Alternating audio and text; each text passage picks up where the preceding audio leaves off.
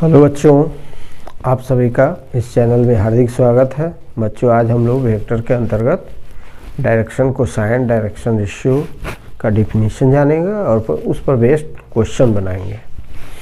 तो direction cosine किसे कहते हैं? तो बच्चों, हम reference x axis, y axis, z axis, इसको हम लोग ड्रॉ कर लेते हैं। अब समझना आसान होगा कि ओरिजिन से पास करने वाला कोई line, A line passing through origin which makes angle alpha with x axis, beta with y axis and gamma with z axis। फिर से समझेंगे। A line, any line which passes through the origin makes angle alpha with x axis, beta with y axis and gamma with z axis. Then cosine of alpha, cosine of beta and cosine of gamma are called direction cosines. Cos alpha is denoted by L, cos beta is denoted by M and cos gamma is denoted by N. Any line passing through, A line लिखते हैं, A line passing through the origin makes angle alpha with x axis, beta with y axis and gamma with z axis। समझ में आ गया होगा। A line passing through origin makes angle alpha with x axis, beta with y axis and gamma with z axis. Then cos alpha, cos beta and cos gamma are known as direction cosines, known as direction cosines of the line,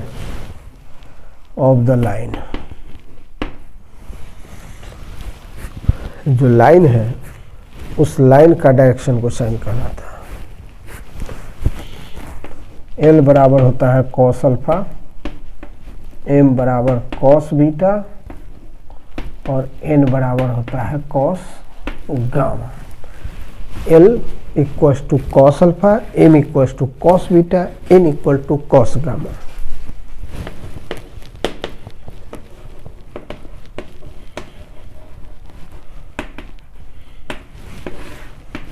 तो बच्चों, अभी आपने direction cosine के बारे में जाना। Direction cosine क्या है? तो कोई भी लाइन जो ओरिजिन से पास करता हो और वह एक्स एक्सिस के साथ अल्फा एंगल सबटेंड करे, वाई एक्सिस के साथ बीटा एंगल, जेड एक्सिस के साथ गामा एंगल सबटेंड करे, तो cos alpha, cos beta, cos gamma को direction cosines of the line कहते हैं।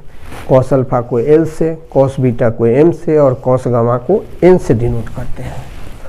L equals to cos alpha, M equals to cos beta and N equal to cos gamma. चलिए, अब हमारा टॉपिक है direction ratios. तो बच्चों, डायरेक्शन कोसाइंस जो एल एम एन हुए या cos alpha, cos beta, cos gamma, उनके proportional numbers a small a, b small b and, तो if L M N are direction cosines of a line OA, किसी OA का element क्या है, direction cosine से vector से भी denote कर सकते हैं या सीधे OA से भी डिनोट कर सकते हैं बिना वेक्टर के नहीं। तो let LMN are direction cosines of a line vector OA और simply OA। Then 3 numbers which are proportional to LMN, then the numbers कौन सा नंबर, ABC जनरली रखा जाता है, ABC which are proportional to LMN, proportional to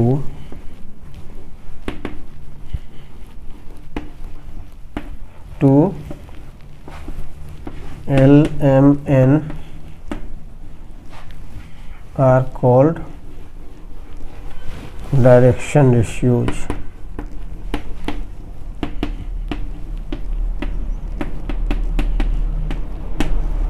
तो direction ratio किसको कहते हैं बच्चों, तो कोई लाइन हो जिसका डायरेक्शन कोसाइन LMN हो, तो LMN के प्रोपोर्शनल जो नंबर्स होंगे, सपोज कर लीजिए जो नंबर है ABC, तो उन्हें हम डायरेक्शन रेशियोज कहते हैं। अब आइए हम लोग डायरेक्शन कोसाइन और रेशियो में क्या संबंध है उसको देखें। तो देखिए डायरेक्शन कोसाइन L का वैल्यू कितना होता है, तो direction ratio A divided by root under A square plus B square plus C square.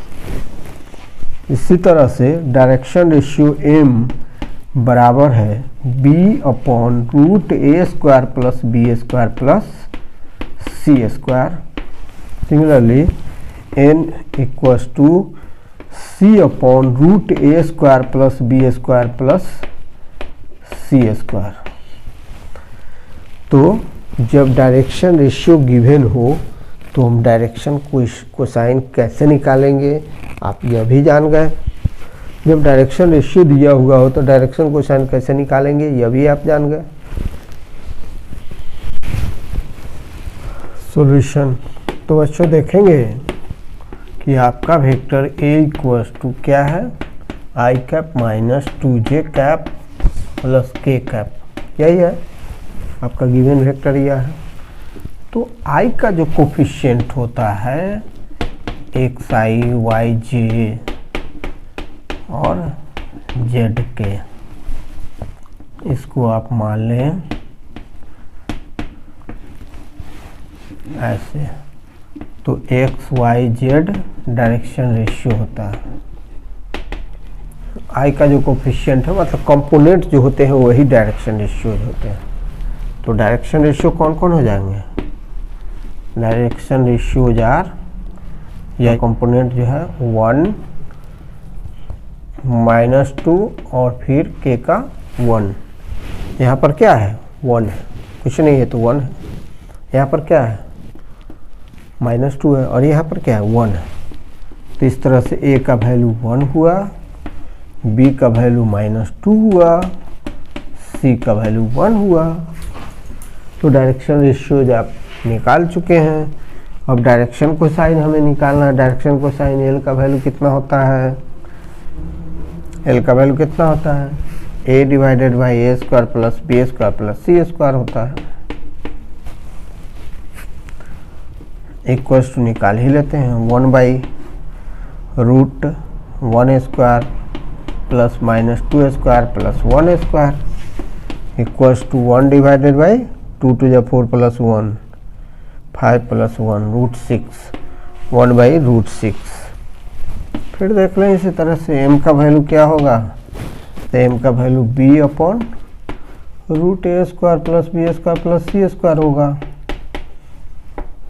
Equals to B का वैल्यू क्या है आपका -2 upon 1 square plus -2 square plus 1 square equals to -2 upon कितना हो जाएगा 2 to the 4 plus 1 plus 4 plus 1 5 plus 1 root 6 हो जाएगा।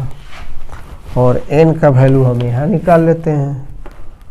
n का वैल्यू हो जाएगा C upon root a square plus b square plus c square, इसके बदले सिग्मा ए स्क्वायर भी लिख सकते हैं हम, इक्वल्स टू सी का वैल्यू 1 और root a square plus b square plus c square का वैल्यू आ चुका है √6। तो